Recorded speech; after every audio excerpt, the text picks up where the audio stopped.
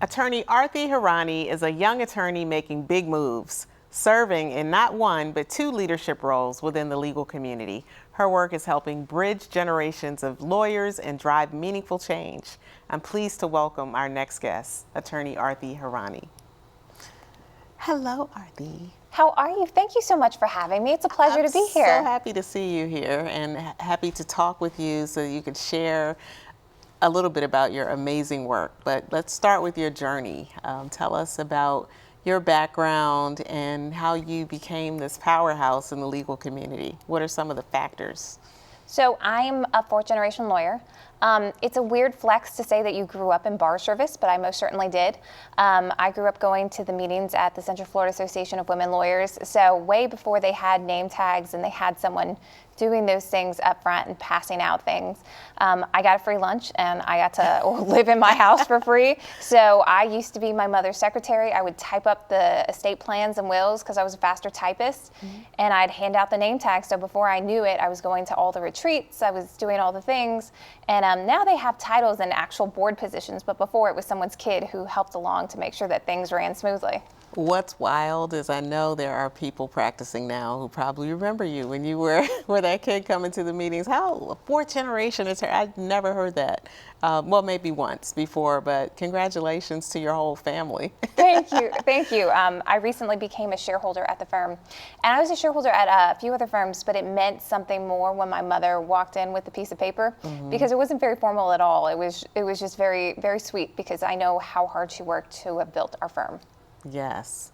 So tell us about these leadership positions and what do you bring to each? What made you go for each?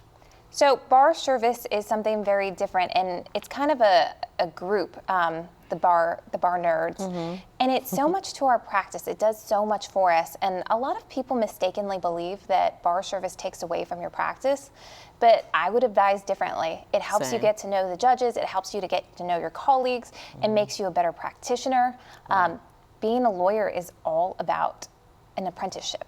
And you can't do it alone, and you can't do it by yourself. And so getting to know what people did in their own firms, what they did, how they built it, there's a room for all of us at the table, and we can all help each other. We can all be better for our clients, and that's really what we get the joy of being, attorneys. And so it helps. So tell me about your leadership roles. So right now, I'm the president of the Florida Bar YLD.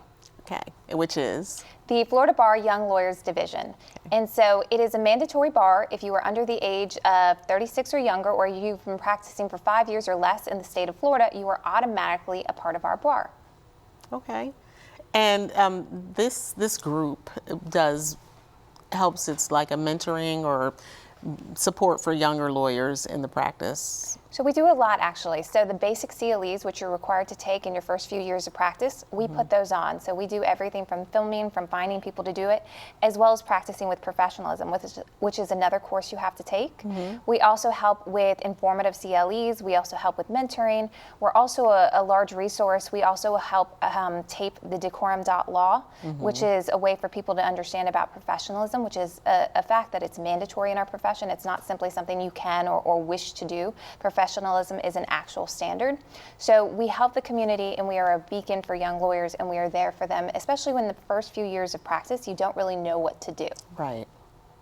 And that's a great entry into my next question, which is, what would you say to your younger self as you're entering the profession? If you had not come from these generations of other attorneys, what do you think one of your hesitancies would be in involvement with the bar? You know, we're always afraid of failure, and you're always afraid of sitting alone at the lunch table. Like, it doesn't really change from high school or middle school. And it's the same in our practice. You're always afraid if you say something or do something that people aren't going to understand. But we're all really in this together. And I know it sounds cliche, but day one, not a soul. I was a fourth-generation lawyer, and I grew up in this industry. I guarantee I felt the same way as someone who had never been there before. We absolutely didn't know how to practice. We didn't know what motions. We didn't know how to file.